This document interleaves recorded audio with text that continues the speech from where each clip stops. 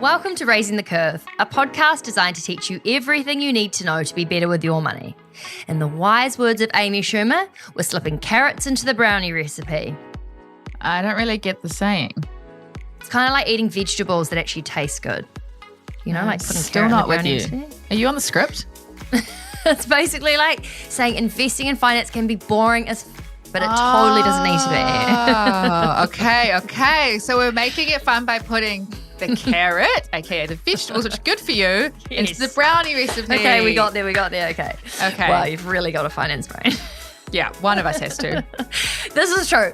Okay, come and learn alongside me from Vic Harris, ex-fund manager, where I'm going to ask all the questions that you wish you could. And I'm going to be eating all the brownie you wish you could. No, that's so not the joke, Vic. Oh. Okay, just come and talk and learn and laugh with us because together we really can raise the curve.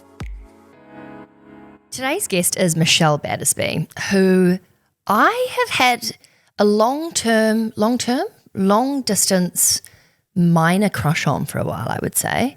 Not in like a sexual way, just in like a business way. She is one of the founders of a really amazing app called Sunroom, which was created to try and fill the void between Instagram and OnlyFans, to try and like rebrand the idea of risky content, the idea that, you know, anything should go.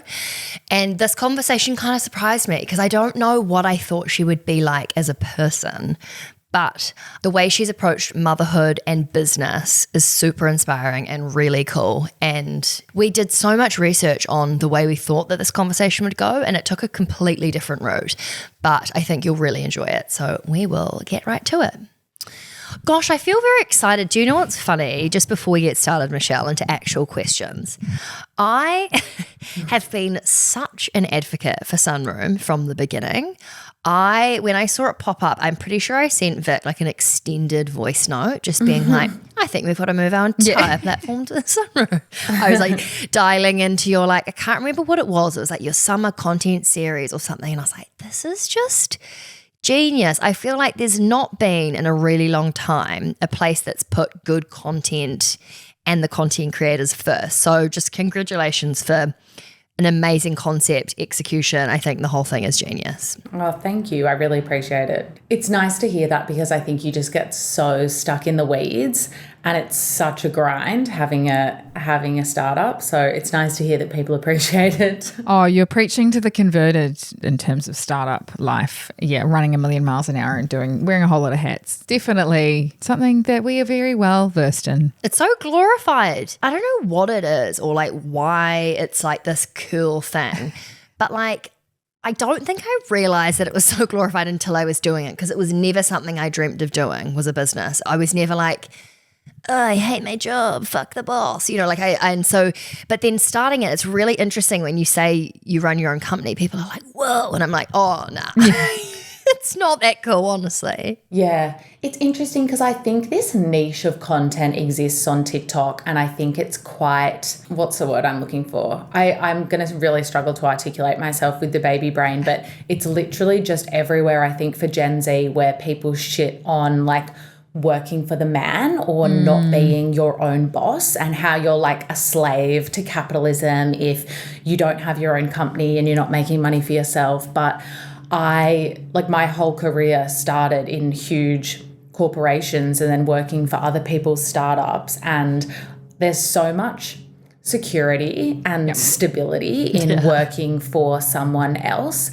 And I think when you really believe in the product or the mission, it doesn't feel like you're working for the man or you're building someone else's dreams. Or if you have an amazing boss who really cares about you and your career development and supports you, it doesn't feel like you're living to work, it feels like you're doing something that you're really passionate about. So I honestly think it's a win-win if you can work for someone else on a product that you love. I totally agree. Kind of put that above having your own business, to be honest.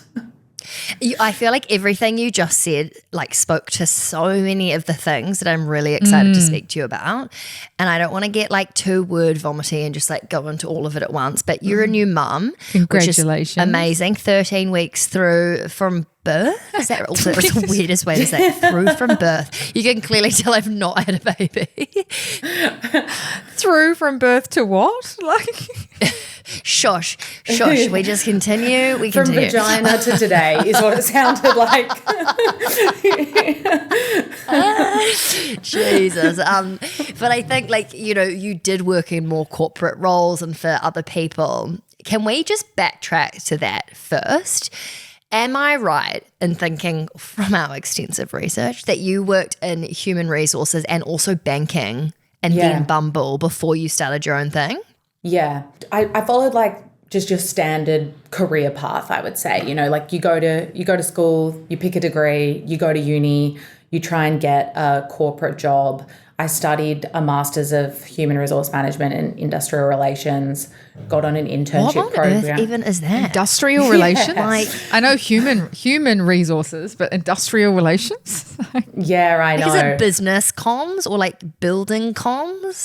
No, it's more like learning about how unions work and like employment, a bit of employment law and things like that. Did that interest you at a young age? No, so I had no idea what I wanted to do. Like I got into a Bachelor of Arts and then I had no idea what to do after that. And my dad suggested that I do HR because he was like, you work with people, you're social, HR professionals are paid quite well. So he was like, you should look into this. It's so funny how parents like dictate. I remember being like, when I was younger, I was like, I like the color purple. And then my parents were like, right, we'll do purple walls all through your bedroom, you know? And that lasted like a week. It's kind of like, and then I was like, I don't like purple anymore. You know, it's like they take everything, like literally. I feel like there could be a revamp in like the, you know, career counselor space. Like, how did you not have any help or awareness? You know, like even just if we look at tech where you are now and how probably the top 5 tech billionaires in the world are all men. It's like, I feel as though the education piece of what is available, not only from studying career, but also like then going into the workplace needs to really be shaken up. Because I was the same. My parents did not give me stunning advice. Yeah, I think even with tech, you would think you need to be an engineer to work in tech. So for me, that's not something I ever even considered when I was younger because I wasn't very academic. I wouldn't describe myself as being that smart. I was never going to study software engineering. So I just put tech in a bucket where it's like, this will never be opened. You know, I need to focus on things that come a little bit more natural to me. And I wonder sometimes if that's one of the reasons why there aren't more women in STEM. Like, not to say that women should solely be doing, you know, marketing or comms for these tech companies, but you can be working in tech and that could maybe be your foot in the door, and then you could go into product design, or you could go into engineering, or you could be a project manager. Like there are all these different ways at like different paths you could take to get into tech that aren't just what I think comes to mind, which is kind of how I got into the tech space initially. And I also think it's like a university doesn't dictate what you do for the rest of your life. You know, there's a lot of people, or what you do out, you know, your education post school does not dictate what you do for the rest of your life. It's like, I feel like you always end up where you're supposed to end up. I feel like everyone puts so much pressure on what degree to do, and you're usually like 17, 18 and you have no idea. It's almost just like a means to an end. Do you know what I mean? Yeah, for sure. I feel like going to uni is great because it can just open the first door for you. You know what I mean? Like a lot of those huge corporates are looking at what you studied, how many degrees you have, what uni you went to. So I think it's good to start your career off. And then I think you get a little bit older and you can eliminate the maybes, like eliminate the things that you don't like and keep going until you find something. And so did you then work in the finance industry? And like, how did you end up there? What were you doing? Did it open your eyes to business, money, investing, personal finance? Like, how did you end up there? And what kind of spilled out of it as learning or like trajectory for that career to go from thing to thing to eventually where you are now? I did this thing called the Industry Placement Program at Sydney Uni, which was this really interesting almost like bridging course type thing that they ran. You went through a series of interviews. It's like getting a graduate job, but they match you with a company based on your personality and where they think you would actually do well. So you don't actually know where you will be being placed or what kind of company you might be working at. And on the other side, I got matched with Citibank. So I ended up doing this internship at Citibank, and I loved it. Like, I remember I would wear all the corporate outfits. I was like walking through the glass revolving doors to Park Street in the city, thought I was fucking killing it. Honestly, it was, I felt like I'd landed this amazing job. And I do think it was a blessing working for such a big financial institution straight off the bat, because you learn how to follow process and policy, and it is quite rigid. You do have to follow a lot of red tape, but I just got so much amazing exposure working with really smart people. I was an HR generalist, so I would help departments manage like hiring, firing, bonuses, performance reviews. Being a generalist is a bit of everything. So you were firing people at like straight out of uni. That's incredibly awkward. Yeah, it was actually the first person I ever made redundant. They had worked at, I mean, I probably shouldn't blow the lid on where I was working, but I already have, but they'd actually worked at Citi for longer than I had been alive. Yeah, it was interesting because I was so young, but the thing with being an HR generalist, it's much easier letting people go when you work in HR rather than letting someone go that you actually hired and you manage. You know, like an HR person is very disconnected. They're not friends with that person. They don't work with that person every single day. It's very factual. I mean, obviously, I think if it didn't affect you, there would be something wrong with you, but you're able to really like paint a picture as to why this is happening as a business need. It's not personal. Did you, when you worked at Citi, did you pick up anything like through osmosis in terms of investing, personal finance? Did it change your view on investing, or were you pretty financially literate at that point already? Because I was working in HR, it's not like I was really working on those sorts of things. Yeah. You know, I just worked for a financial institution, but I worked on people problems, not on finance problems. So I don't feel like I necessarily gained skills in that area. But what came to help me when I ended up working at Bumble was I was very aware of what not to do in a business and how not to treat people. You know, I would work on bullying and harassment cases or misuse of company card, or sometimes if HR doesn't manage things correctly, that employee might try to take the company to court and things like that. So you really have to be careful with what you're saying and make sure you're running a process in, you know, with the right sort of due diligence. And yeah, so I could take those skills, and once I was then like out on my own, managing a team or building my own business, I am just aware of what sorts of things to not say to people. I want to take a slight sidestep to Bumble, but also with regards to motherhood, particularly you've just spoken about like being in a corporate, and I think a lot of people are quite scared to have like babies or go on maternity leave, regardless of where you are, particularly if you're in a job where you're sort of made to feel super replaceable. But secondly, like what a corporate offers in terms of security and maternity leave and all of those things is a lot, generally can be a lot more supported than a startup. For you, how did the decision to be a mum come about? Was it something that you delayed because you now work for yourself? I'm just sort of keen to hear your journey into motherhood, because I imagine when you run your own business, that is a much trickier decision to make. I think there are pros and cons, like either side, to be honest. Like if you are working for a bigger company, you're definitely going to have better benefits and more security, and you'll also be protected by more laws than if you are working at a smaller company, or if you're working at a startup, or if you run your own business like me. But on the flip side, if you run your own business, like I'm not going to replace myself, you know what I mean? Like I am a bit more irreplaceable. So I don't have to deal with potentially the fear of what will it be like when I step back into my role, or who's going to come in and what might I lose, which I know is a reality for many people who are working in bigger companies, that feeling like it might be hard for them to transition back into the workplace. And that is something that I know a lot of companies focus on, because sometimes many parents don't come back. And that's a big focus. I know that was a big focus for the banks when I was working there. But I think because I'd seen so much behind the scenes, I had definitely internalized a lot of fear around becoming a mum. You know, I had heard things throughout my career like, oh, she's too emotional, she should go on parental leave sooner. You know, I worked somewhere where they wanted to take someone's promotion back after they found out that they were pregnant. Wow. And it's little things like that kind of over and over that I think many women would have experienced throughout their careers. You know, like maybe you've seen it, maybe you've heard it, maybe it's happened to you.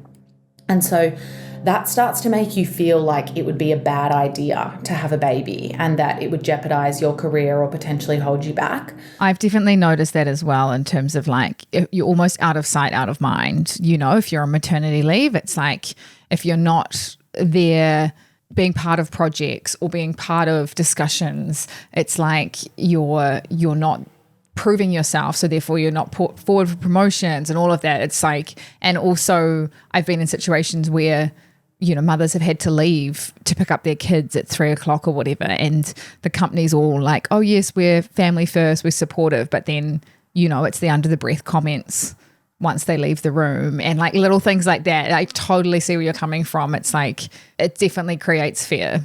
Yeah, it was all of those sorts of things that made me like I was making a very conscious decision to delay starting a family. So I had fallen pregnant twice with my current partner. I'd had 2 abortions because I just thought, you know, this will not be a good idea for me. Can I ask if you feel comfortable, where were you in your career both of those times? Were you working for yourself or were you in a company? I was working for startups both of those times. And did you have this feeling of like, no, not really, it wasn't really an option? If you're working for yourself, it could have been like maybe a different story?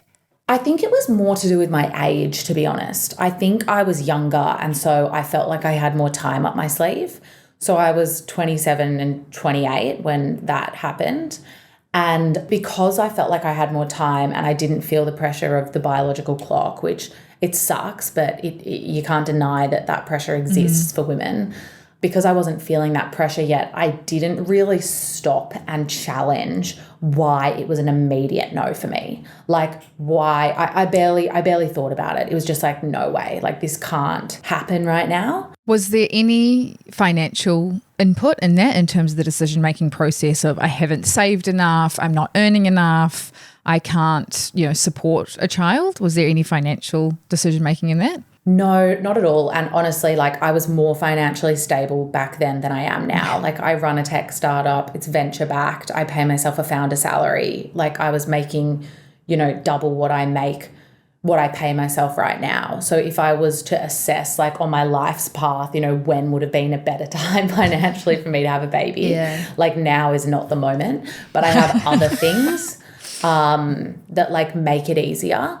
I think it's interesting, like so many people talk about the financial elements of having a baby, but I kind of think it's like finances throughout life. Like you always kind of find a way. Like it's never going to feel like an amazing time to just watch that money float out of your bank account or like to realize how much you have to spend on nappies and like all like how quickly they grow out of clothes. Yeah. Like it's like if you want to go on a trip to Europe like that badly, you'll find out a way to do that. I think the financial side of things like comes into the baby conversation so much, and it sometimes makes me feel like not just people with money should be able to have babies. Do you know what I mean? Like there are people having babies every single day that are not in favorable financial situations, but they make it work and they have a loving home. So I'm always a little bit conflicted on like the financial side because I just don't think people should be made to feel like if they really want to have a child, they can't because they don't earn a shitload of money or something. I mean, I had a baby in America and I think people would feel like, oh, that would cost a fortune, but it actually cost $3,000. Is that vagina to like 13 weeks or like what are we talking with that budget? Just my medical expenses throughout the whole thing. That's not a lot at all. I think people are really scared of the American healthcare system, but if you have insurance, which most people's employers pay for, that's why like having a job in America is so important and why people care so much about the benefits that employers offer. But if you have healthcare, it's basically free and it's covered by your insurance. But why did you, when you say you consciously decided to move having a family back, obviously deciding to terminate those 2 times, like there's that, but was there also an active conversation between you and your partner that was, I'm focusing on career, kids are not happening for, because for me at the moment, a lot of my friends are on their second baby. I'm like surrounded by friends that are in that stage of life, because you're right, you totally can't deny the biological clock. But how did you push that pressure aside? And was there like a time limit you gave yourself? I'm kind of keen to hear more about that.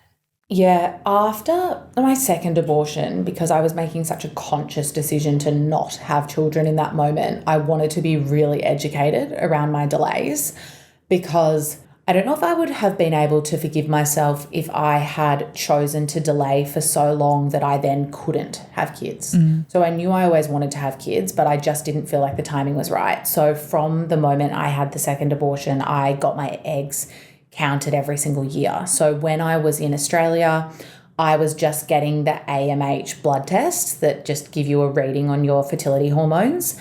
But once I moved to the US, I started getting more thorough checks where I actually got the follicles on each ovary counted, and I would get vaginal ultrasounds just to make sure everything was fine. And I would highly recommend that to any woman who is choosing to delay for their career or for other reasons, just because it really does help to remove the pressure of the clock. Like every year knowing, oh, hey, like I had above average egg count, I was like, perfect, I don't need to rush into that. Or if I had been informed each year that perhaps there'd been a significant drop from the year before, then maybe I would have looked into egg freezing. So you didn't go down the egg freezing path. That was my next question, was you obviously weren't stressed by what you were hearing each year, and so it was kind of like a case-by-case decision to not focus on that yet. Exactly, yeah. I just would go religiously every year and I would just get a read on where I was at. Obviously, that doesn't... the thing is, because I'd already fallen pregnant, I also already knew my body could do that. Like, I obviously, it's a hard thing to go through, the decision to terminate. But on the positive side, I knew that my partner and I could conceive.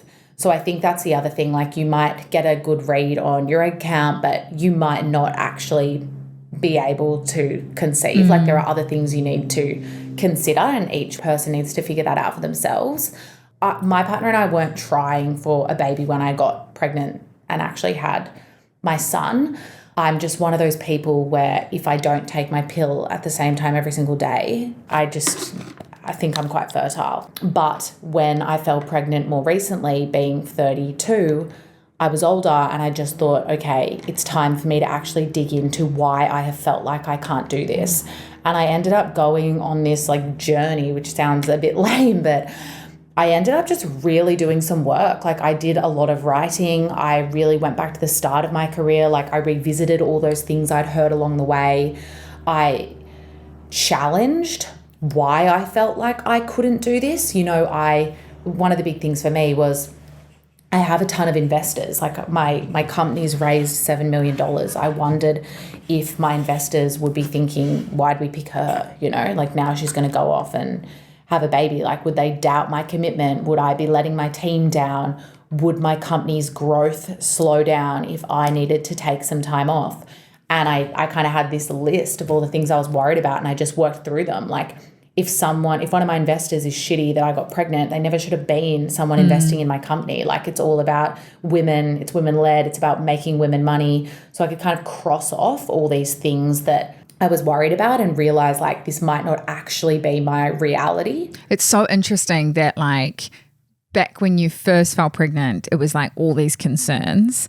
And then even now that you're 32 and in a completely different position, there's still all these concerns. Well, I mean, you may manage to cross them off, but like, it just goes to show also, like, there's I don't know, there's no ideal situation. There's always these feelings that I think women will have of like, what will people think? What will I be like? Yeah, it's so fascinating, even though you've kind of created this own environment for yourself and a position to feel comfortable having children now. There's still those things in the back of our head of probably every woman.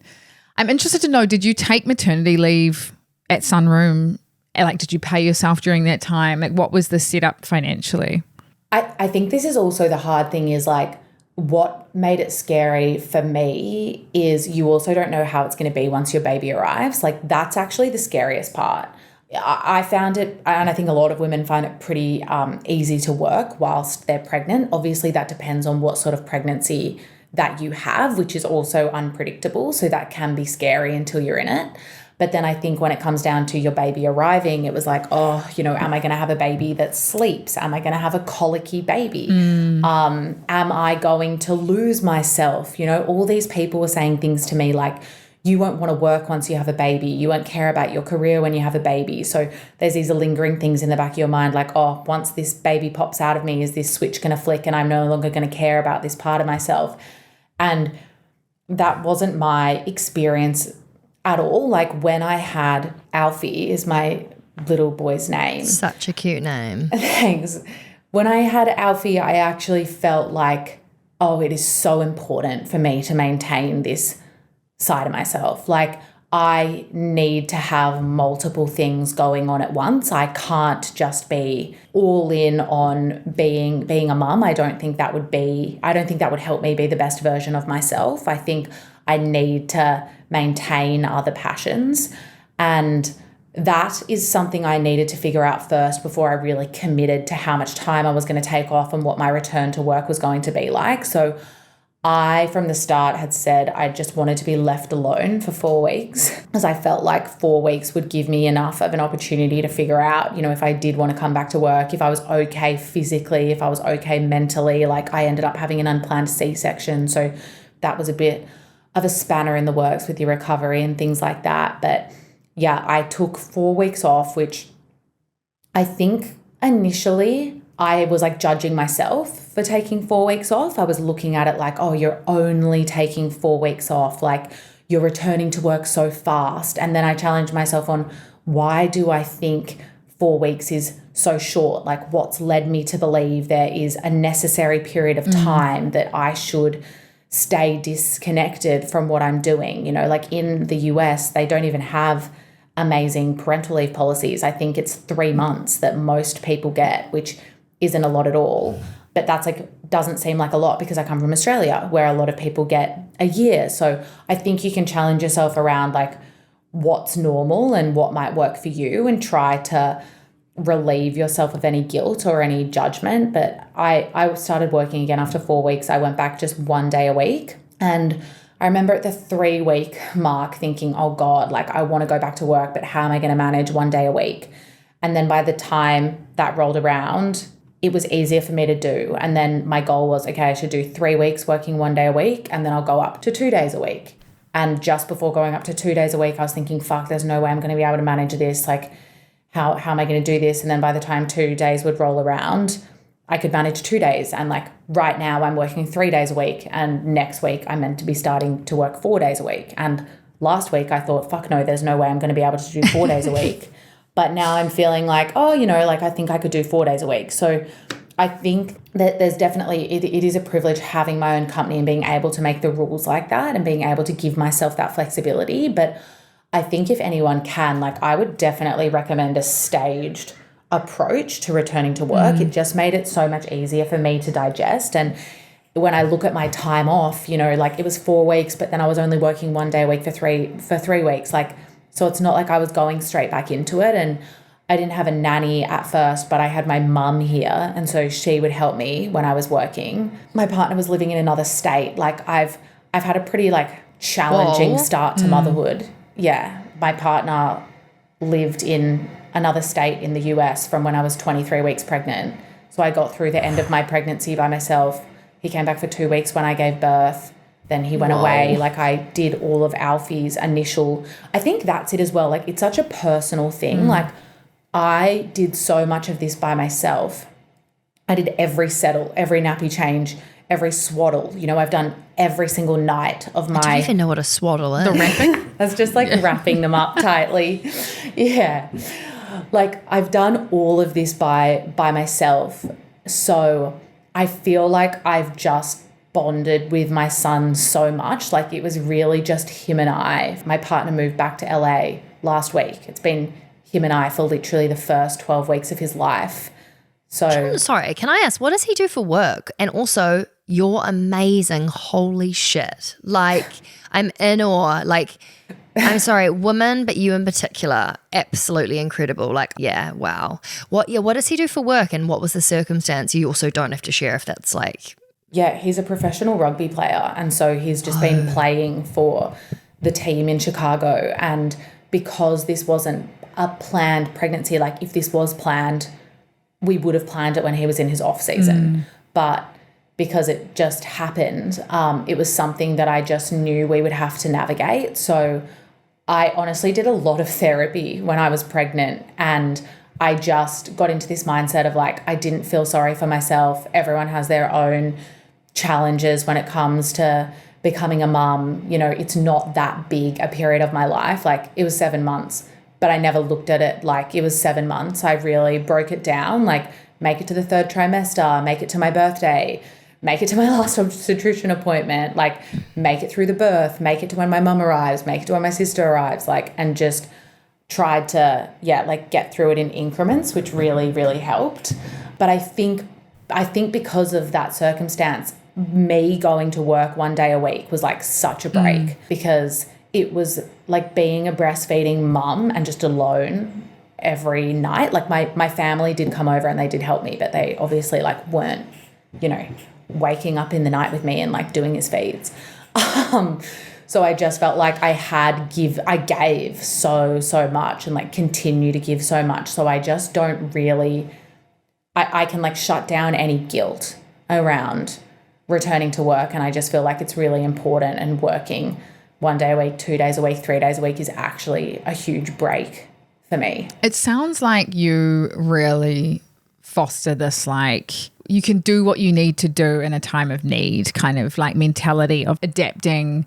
I don't know. It's really interesting. And I'm just going back on your history and your career in terms of being at Bumble, and the whole preface of that is like female empowerment. And did any of that play into kind of personal growth for you in terms of how you view yourself, in terms of what you can achieve? How you run your company? Because it sounds like you really buck the trend. What's the word I'm looking for, Vic? It's like you really are like going against the grain in lots of ways, and in the best way. And I think it's like very hard when there's been generations of narratives around how women should work, how they should mother, how they earn money, how they show up. I don't know. I think that's such a good question, Vic. I love that.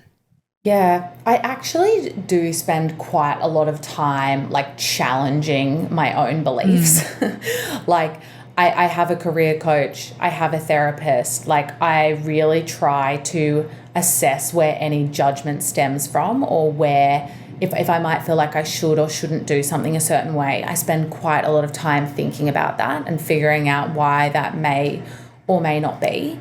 And with wanting to, start a family and run a company at the same time, I like wrote a lot of articles on this, like the career or baby debate. And I have a real issue with women feeling like it has to be one or the other. Like I fundamentally don't believe that that is the case.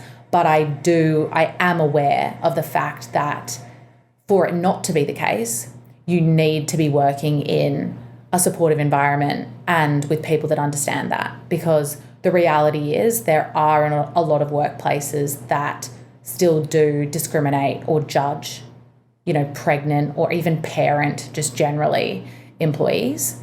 So I think it's like, there are many people that have been treated unfairly for, going off and having a baby, but there are many people that also work for organizations like Spotify, for example, where like they pay for their employees egg freezing. Or there are other companies out there that offer fathers, the exact same amount of paid leave as mothers, and that sort of thing is really important. What do you feel about firms paying for egg freezing. Oh my God, I was about to say that. It's so fascinating. I don't know how I feel, and I'm still trying to figure out my decision on this because for me, I think it depends on the company's intentions, which is so hard to tell. I think if a company is paying for egg freezing, then they should put the same amount of funds into paying for childcare. Like, that seems fair to me. If you're paying for egg freezing, are you wanting your employees to delay and like keep working for you? Like, you know, like what's the intent behind it? Oh, I see. Because if you're just trying to be supportive either way, then you should be supportive for women who decide to have a baby, not just the ones that don't. Exactly. Oh, I see. That's cool. I love that. Yeah. Like I just recently got a nanny and I'm working 3 days a week at the moment. So she comes the 3 days that I work for 4 hours on those days. So I basically work intensely for 12 hours a week at the moment. And then once she leaves, I just like try to do what I can. But Sunroom pays for my nanny for those hours. Like, I wouldn't be able to afford a nanny on the founder salary that I'm on now, but it's like I need to be back at work for my company, so it makes sense that my company pays for my childcare. And I have a small tech startup, you know, and we can afford to do that. So I just can't comprehend how bigger companies, which would be every other company in existence, like can't put some money into that sort of thing. That's such a great way to look at it. Yeah. Yeah, like the big companies do that. Like they have creches, like so many of these big companies in the US have creches on their campuses, you know, and they subsidize childcare. And I think that's really, really important. And I think there are, you know, like I don't know how old you guys are. I'm 33 now. And I feel like we're a generation that has been given a lot of opportunity.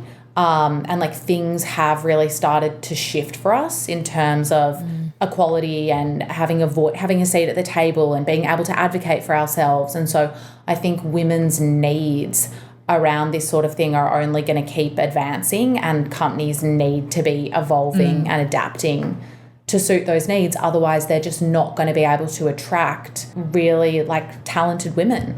So on that then, Michelle, like, you alluded to being on not the most, you know, blowing your socks off salary. By the way, what is with my bizarre chat today? Like the weirdest acronyms and like sayings.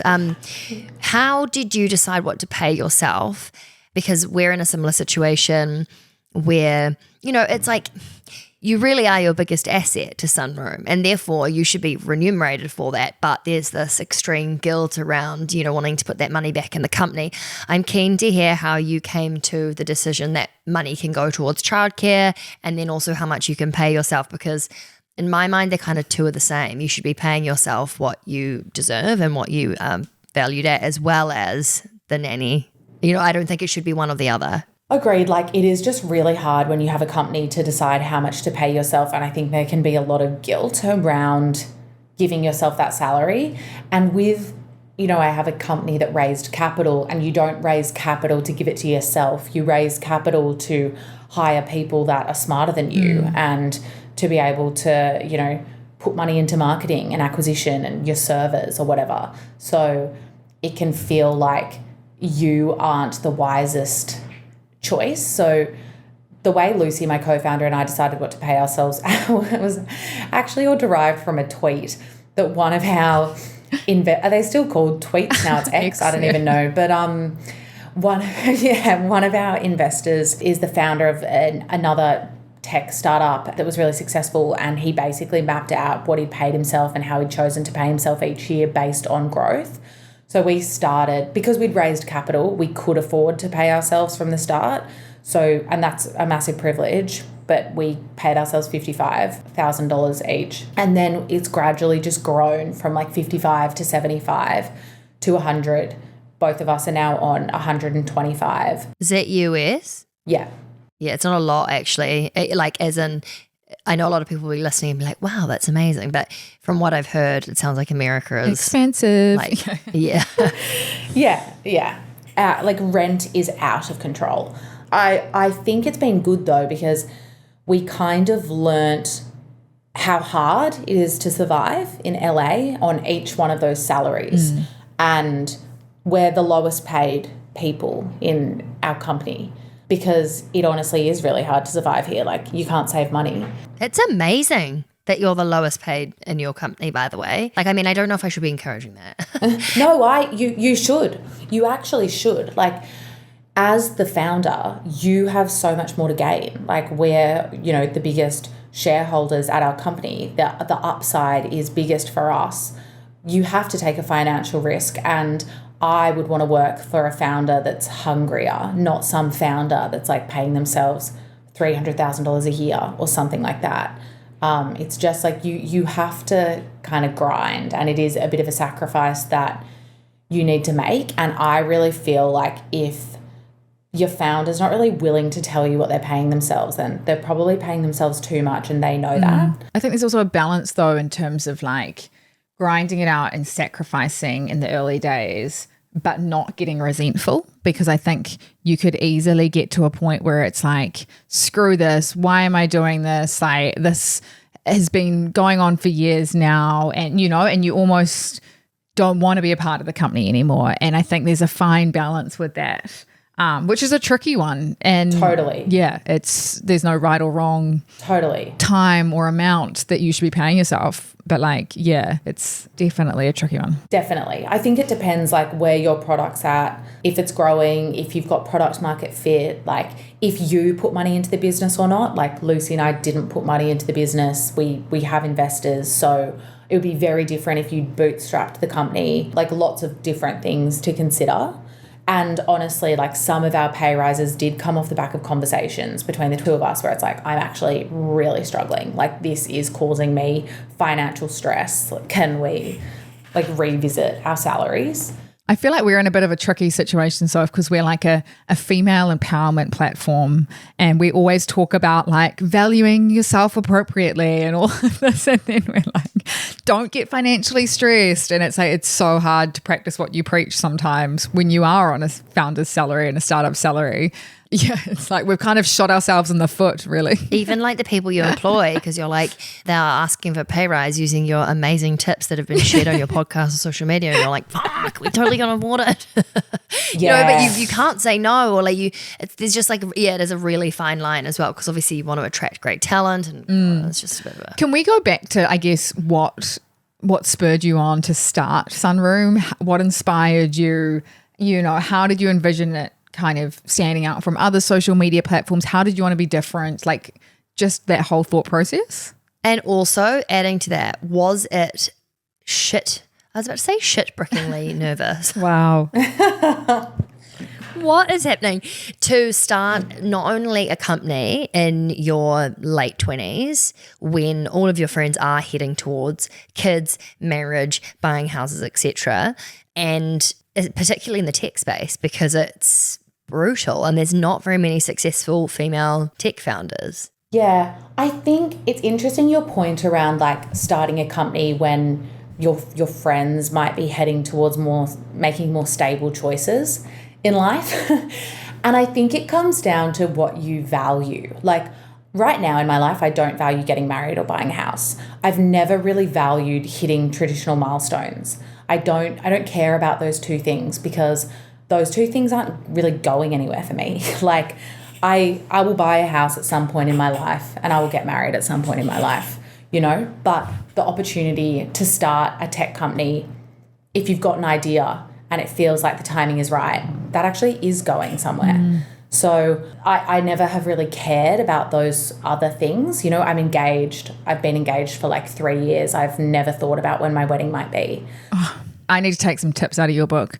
I'm like, don't worry about it. Don't worry about marriage. Don't worry about babies. And then I'm like, my bloody biological clock is ticking. It's like this. Like, yeah, anyway. Yeah, but that's one thing where it's like that can sometimes feel like it is going somewhere. Like that is a reality. So that's why I think if it's something that you care about and it's something that you value, then like get your eggs counted, because then you can have a bit more of a clearer picture on if it actually is going somewhere for you or not. Like there are many women giving birth at 40. So I think it's just about, like working out what you care about, and for you, if you feel like it's going somewhere or not. Like I really don't care about like a wedding or a house. Those are just two things I personally don't care about. But I do really care about, I like taking risks. I like experiencing things that feel a bit once in a lifetime-y. Like I really like to take chances. And when I'd worked at Bumble, I was like given this insight into this amazing world of how it can feel to work for like a fast growth tech startup. Yeah, just like the people that you meet, the things that you can do. I became like addicted to working on things that felt big. Like I've never really been interested in products. I've been interested in things that have like bigger growth potential that like anyone could kind of use around the world. And so when I met my co-founder, it was in 2020 and OnlyFans was blowing up. Like it was in the pandemic. All these women in particular were making a shitload of money on OnlyFans. And Lucy and I thought that was really fascinating. And we just started digging into it and started interviewing OnlyFans creators as well as creators who weren't on OnlyFans.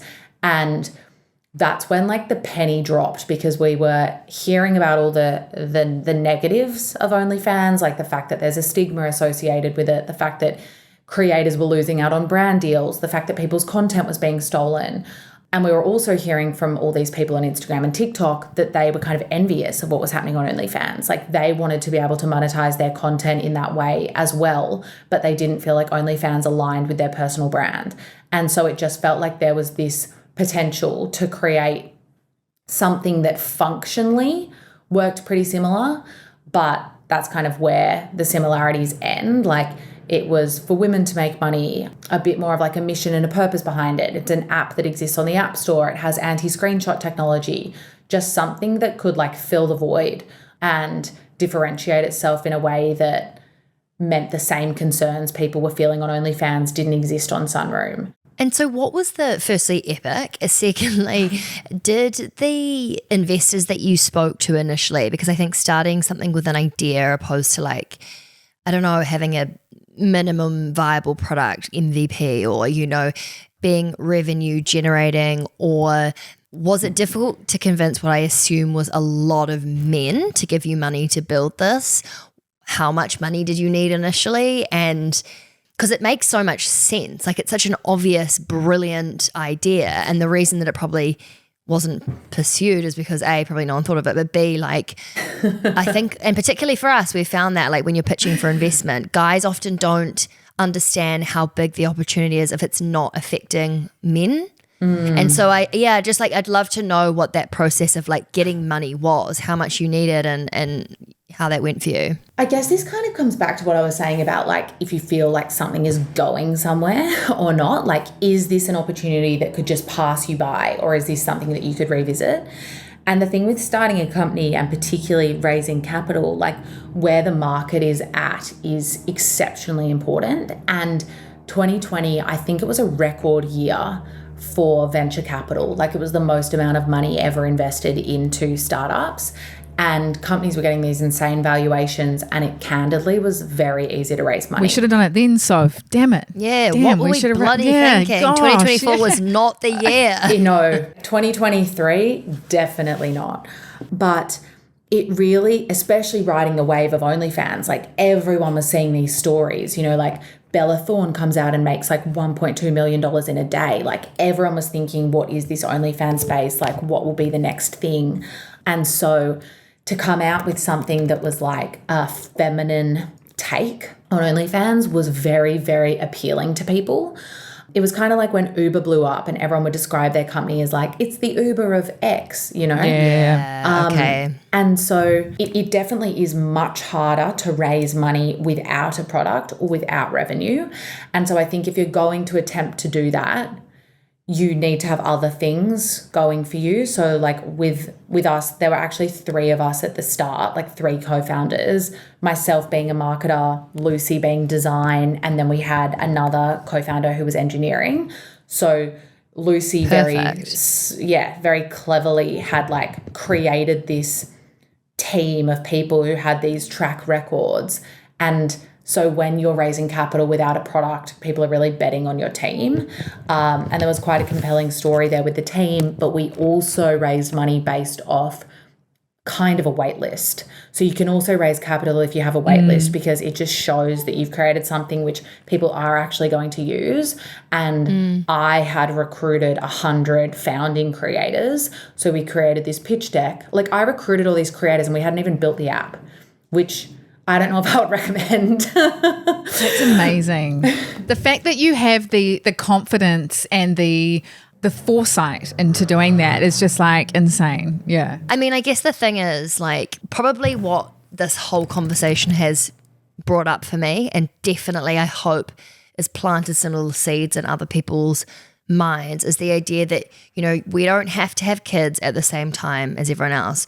We don't have to do a job that we don't like. We don't have to lead a company the same way that men do. Like, there's so many things that we can do differently if we give ourselves the space to think about it and come up with solutions. And I think that that's why conversations like this are so important, because I hadn't even thought of the idea of, oh, if companies are paying for egg freezing, they should also pay for childcare. Like, brilliant idea. I think that it's important to open up the space for many people to share thoughts and ideas, and just hearing the way that you built Sunroom and have approached being a mum and also not letting that affect your career or your company is like very, very inspiring. I'd love to wrap it up by just asking, do you have any personal, professional, actually I know you definitely will, what are some of your personal and professional goals over the next 5 years? Like Sunroom, in terms of where you want that to be, have you made yourself personal ones, or are you focusing solely on the business right now? I would love to hear how you're looking at things now you have also had a kid. It's interesting because, like, I've never really been that person with a 5-year plan or anything like that. And maybe that comes from the fact that I do tend to take risks and I kind of go wherever I think, you know, opportunities will take me. I'm very committed to Sunroom at the moment, and I'm really proud of where we've been able to get it to as a team. Ultimately, like, I would love to sell Sunroom down the track. Like, I think a dream would be to sell Sunroom to like a Snapchat or a Patreon, and then I'd love to go and work for those companies. Like, if we were to sell a company like Sunroom, our team would probably go and work for whatever company bought it. And I'd love to go back into a bigger company and work with really smart people and get a solid salary. Like, that would feel like a very rewarding end for me, and probably something that would suit my life stage a little bit better whenever that happens to roll around. And yeah, I have no idea how long I'll live in the US. Like, maybe I'll end up back in Australia. I don't know. I'll just assess like how I'm feeling, what my gut's telling me. But yeah, I'd love Sunroom to just keep doing well and be acquired, perhaps. Love that. Give me some money. Yep. Yeah. Oh gosh, I'm really going to look into my whole like desire to buy a house, I think, in the next few weeks. That's going to be my like, put a mirror up and be like, what is your obsession with needing that? Because I don't know why, but I really want to buy a house. And this is making me think maybe I need to. That might just be you though. And that's like so fine. Like, there are so many people who, you know, don't want to have children. You know, there are so many people who don't really, like, their career isn't their passion, you know? So maybe health and wellness is. Like, there are so many things I'm not focused on, and I guess just hyper focus on a couple of things I actually care about. And I think becoming a mum does do that. Like how I was saying, I basically work 12 hours a week. I can work really intensely for like 12 hours a week right now, which is nothing compared to what I used to do. But I honestly my inbox has never been more exciting, and I've never achieved as much at Sunroom in those 12 hours than ever before. And I'm kind of like, what the fuck was I doing? Like, I only focus on things that'll make our company money now, which is what I should have been doing for the past 4 years.